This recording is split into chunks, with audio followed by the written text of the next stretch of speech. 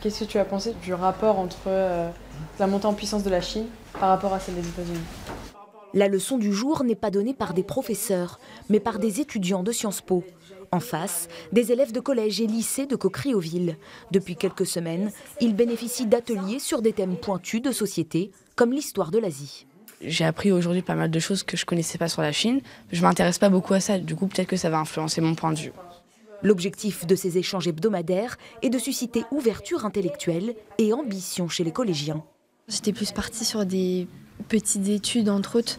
Et du coup, eux, quand j'ai vu qu'ils avaient fait des grandes études, tout ça, et qu'ils soient derrière nous aussi, je me suis dit, il faut que je fasse ce que j'aime. Du coup, je me suis orientée vers la médecine. On est juste là pour qu'ils se rendent compte qu'ils sont capables de comprendre en fait, le monde qui les entoure et qu'ils peuvent être acteurs.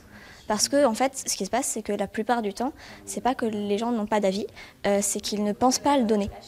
Du côté des étudiants, ces ateliers permettent de sortir du monde théorique de Sciences Po en se confrontant à d'autres réalités. Je viens plutôt de la campagne et d'un milieu plutôt favorisé, donc pas forcément des milieux avec lesquels on intervient à Valès.